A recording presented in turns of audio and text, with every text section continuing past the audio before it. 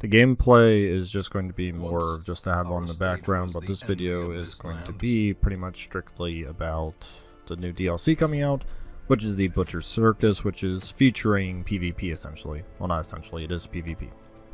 So first thoughts here, I'm interested to see how they do it. I'm wondering if they're going to keep the death's door condition, or if they're just going to pretty much say, hey, once you hit 0 HP, it's 0 HP, you are now done. I think that would be the easiest way and the less... I've been thinking about that. I think it would be the less RNG way, and I think it would be the most appropriate. Once you finish someone, it's just kind of done. That way you don't get just forever cheesing someone on death's door the whole time. I don't think it's really fair if you do all the work to get someone down to death's door and then have to put like 4 more hits into them. It would also incentivize only giving people like 3 HP essentially, because at that rate they can just stay alive forever, and I don't think that's particularly fair for an individual who's put in that much hard work. That where everyone gets literally 1 death's door condition. It is just a always chronic thing, no RNG, they just get 1. Just to make it fair, then obviously they can get the death's door condition once they get off of it, the minus speed, accuracy, damage, all that jazz that comes with obviously the death's door condition. So I think that would be fair. I don't think that'd be out of the realm of yeah. I thought about it. It's just weird, the death's door, because you're not really meant to fight other heroes. So since you're going to be doing it now, some of the mechanics that are meant to keep you alive are going to have to be, I do think, slightly different. But I'm going to get off of that because just, it's one of those things where if they do keep it, I have a feeling they might change it up once they release it, based on everything I just said. Not that it wouldn't be fun, and not, you know, obviously if you do it right, DOT would be the king of killing people because it would allow you to do multiple ticks on the same person. Thus, like I said, that might be the sole reason why they keep it, because there are ways to certainly get through multiple death's door instances. Another thing is, and I was looking at the front page, it looks like you might be able to only pick 1 of each character, which is good. It's going to reduce cheesing. What I mean by cheesing is our friend here, the Highwayman. Essentially, you could pick combos that just have dual riposte, and if there is no death's door condition, you would just be brutalizing yourself on the enemy the whole time. That where you'd have to get stuns, and you'd have to have the stuns land. I think it would add a really annoying mechanic where it'd just be like, well, you got to get through my, you know, quadruple riposte first. That would be pretty brutal. I don't think that would really be fair or fun, so I definitely think they're going to put it next to that early. Because even if you have a man-at-arms and a highwayman on the same team, it's a double riposte, but if you can at least stun one of them, I don't think it would be terrible. It'll be annoying for sure if the remote riposte mechanic is as strong as it is, because you figure stuff like Hound's Harry. I know some people said they worry about the shield breaker, but the shield breaker honestly doesn't have that much HP pre getting all those buffs and stuff. And the shield breaker will be kind of weird as well, because she'll be able to block 2 attacks, so she may actually be incentivized not to be attacked, but that doesn't mean you definitely can't kill all of your friends first. It'll be interesting. The shield breaker is the only one with a block mechanic, and also obviously guard break, and that's going to be, it might heavily favor her, but as I went in my review, she is pretty squishy though, so it's not like she would be completely overpowered against other people. She's really strong against obviously people like this, but against other humans, she might actually be somewhat balanced, maybe. It's tough to say, she could easily be broken, but we can't really make that judgment until obviously we get there. Other things I'm thinking about, the trinkets are interesting. I think at this point raw damage is something, sounds kind of silly, but I think it's something you don't have to focus on too much like you do in regular dungeons like this. And the reason why I don't think you'd have to focus too much on him, why is he standing? That's weird. Okay, he's just, okay, whatever. Sorry, my game is acting up right now. But yeah, raw damage, like, it'd be cool to do between 20 and 40, but I think the 2 biggest things are going to obviously just be speed and crit, which you can kind of argue are the 2 biggest now. I'd argue you can get away with having slightly slower speed and stuff like that if you do massive damage. However, when you obviously you're fighting other people, literally if you get this first stun off, might be the only difference between life and death. Because other creatures, at least in non-mods, typically can't kill you if you don't go first and get a stun off. So I would argue that facing other people is a heavily more advantageous thing. to definitely obviously get the first strike off. Because, like, can you imagine a Plague Doctor going first and you blinding gas the back row? It's a 140% base chance if you have this trinket on and a quick draw trinket. It's a 160% stun chance. Now, it'd only be a 40% chance against a leper, but no one would put a leper back there, so... pretty much the same with... I mean, so what? It'd be a 60% chance. Oh, but see, if you have a Highwayman back there, it'd be a 70%. That's pretty darn good. If you have a Plague Doctor, it'd be an 80. You can kind of see where I'm getting at. A 70 to 80% chance is pretty good for 2 people. And you'd effectively just trash the back lines while your other 3 could burst down in position 1 or 2. So the I guess I'll call it the meta, is going to be very interesting in that terms. Then obviously critical damage, I mean, if you can do a crit, it just, it gives you the buff for the heroes, so such as the Highwaymen. It's more speed, and we just got done saying why speed is like one of the best things to increase, obviously. So if you can get more crits, more speed, that'll compound on itself, obviously. Shield breakers get the protection. Lepers get the accuracy, so they can obviously hit more once they do get to their turn. So really, first one to crit and do all that jazz is going to be definitely in the driver's seat, which is crucial. Obviously in a PvP, where if you can just blow someone up, not in the first turn, but almost the first turn, it's very crucial. So I'm very interested to see how the criticals work out.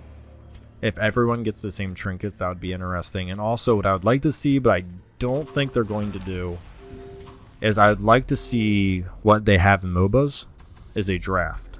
Because essentially, it's not as bad as rock, paper, scissors, shoe. I wouldn't dare say it's that simplistic, but it could feel like that. You could have a really good party, but if someone's like, just for example, I'm not saying this is what's going to happen, but let's say Mark strategies are like your ultimate bane, and you come up against Mark strategy, it's just like, okay, throw in the towel unless RNG carries me away. Like, if they got a 93% chance to miss and they miss twice, like, okay, fair. But assuming normal statistics and the fact you're not going to get so super lucky, the other person's hard work doesn't pay off, you're gonna lose that fight. And I think that'd be frustrating because the party you have may not be bad, it's just you can't really plan ahead. And I think that might be a slight design flaw if they decide not to give you possible chances to obviously misdirect your opponent and obviously build your draft according to what your opponent's showing. And ways they could do that if they were to do a draft. Obviously there's 4 people. I don't think they would need a... It would be interesting if they added like a ban, but I don't think you'd need to do that. I think that'd get way too intense. I mean, it is... I don't want to say it is just Darkest Dungeon, but the PvP thing already is going to be a little odd. And to go all in like on a full ban-based situation would be kind of weird. I mean, it would be interesting because you'd be like, alright, my lineup, I can't have a Highwayman in it, right? Or you know what, I'm going to do a guard lineup. I don't want the shield breaker in it. I don't want my guard being broken. So I could actually see a ban system working, because if there's one hero who's proving to be very strong, overpowered, no answered yet, you can just obviously ban them. And that would naturally force people to go in other directions, being like, okay, Highwayman has like an 80% ban rate, I just can't pick them. I'm gonna have to do different strategies, obviously. I think that'd be cool, but I like I said, it's not super competitive, and it's really not... I mean, they could easily, and I think it would be more fun, but I have a feeling they're not going to. I don't even know if they're going to do a selection phase, a strategy phase. I think it would have greatly helped the game mode, but... And also the other thing is, I don't know if you're picking from your roster, or like a predefined roster of 17 heroes with slates clean on the positive and obviously the negative quirks. Because obviously the positive and negative quirks will matter hugely. I mean, can you imagine someone like walking in with like some of the best positive quirks in the game, you stroll in like just entering champion level and you're essentially going to get trashed? Nah, I just don't think that's very fair. So I think they should give you blank hero slates. That way, obviously, it also wouldn't affect your normal weeks either. So the only way I could see that being cool is if your heroes win, they get something for the next adventure coming up. That'd be a little weird because you're like essentially benefiting from mechanics outside the game, and I don't know if I'd be okay. Well, I mean, I'd be okay with it, but it would just be kind of weird since obviously if you played the game without those mechanics and then you just suddenly came up by beating other people, you got better at the core game. It'd be interesting. Not against it, but it'd just be a little weird.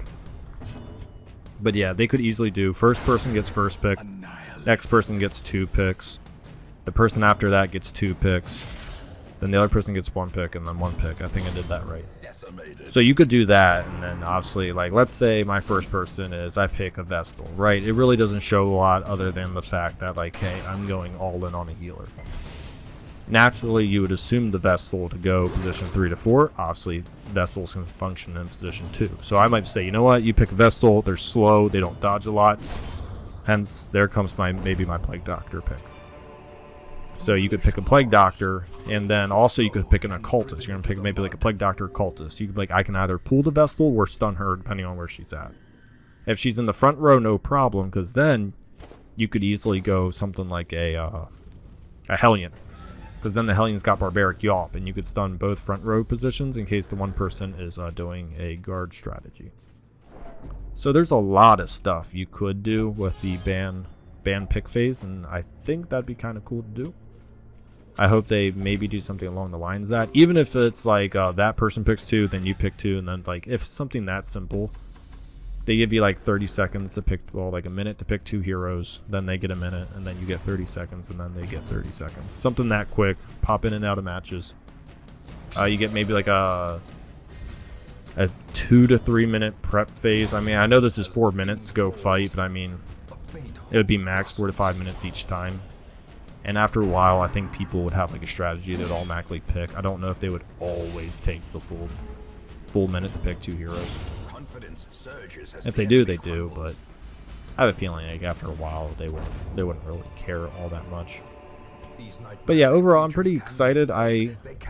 It'll be weird because I don't know if Darkest Dungeon was really made to PvP, so I have a feeling they've had to change some of the core, especially the core Death's Door gameplay. I mean, I guess they can keep the same resistances and all that, but it's just going to be really weird.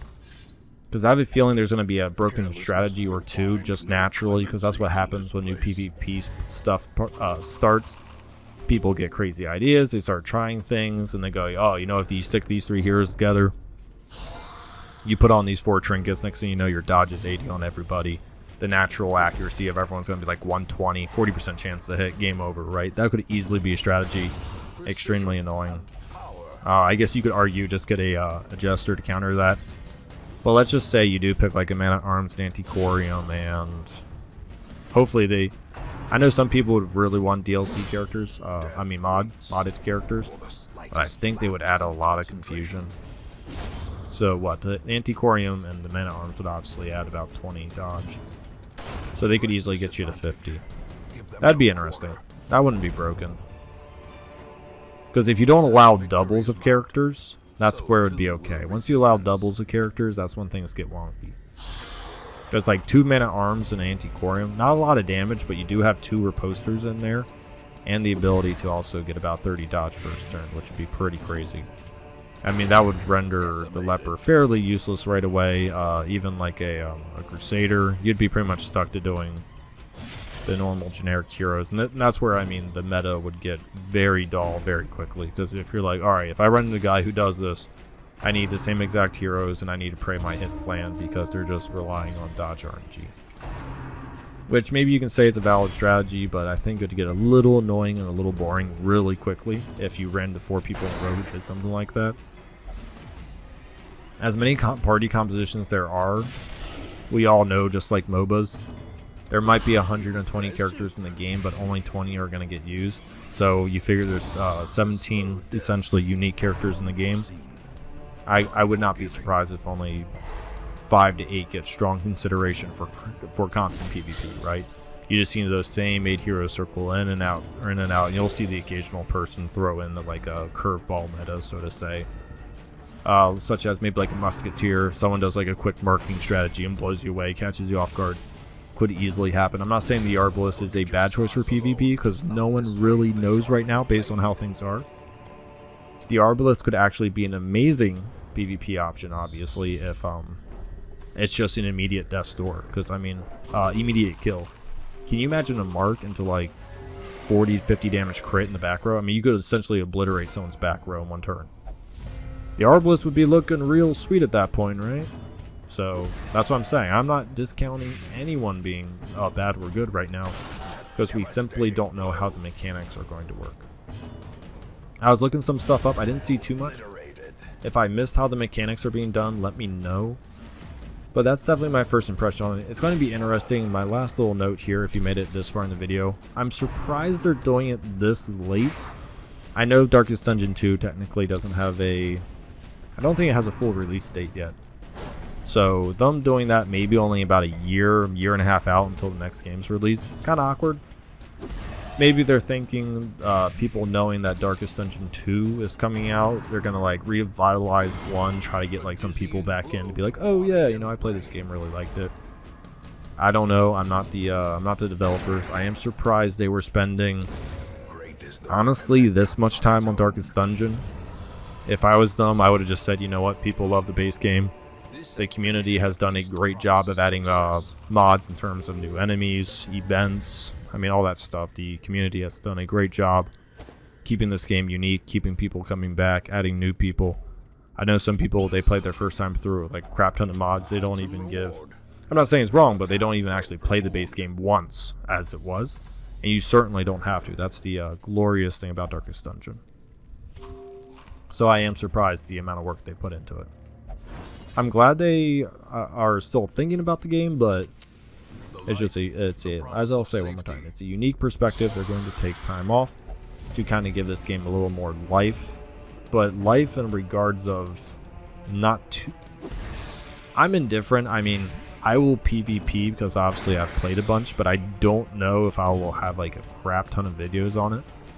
If it's really fun and they do it well, yeah, sure, you know, I'll do it, but gotta admit, I'm a little... I can be a pessimist, so I'm a little concerned with how they're gonna set up this whole thing. It seems a little difficult to balance, and I don't foresee them like flying back in and fixing anything that's immediately broken. They'll probably fix mechanics and bugs, but I'm talking like actual metas. If they're broken, I can see the PvP dying very quickly. Because once you add multiplayer to a game, it adds a level of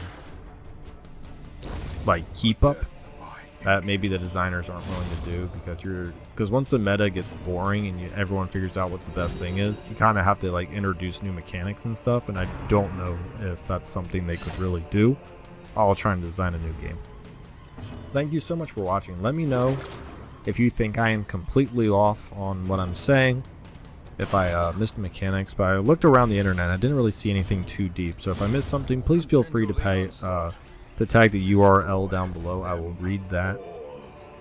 But on the face value, it's very interesting choice on Red Hook Studio. Yeah, Red Hook here. I hope it pays off, but there's certainly going to be a certain amount of challenges that come with this. But I'll definitely give it a crack a couple of times to see how it goes. Thank you for watching.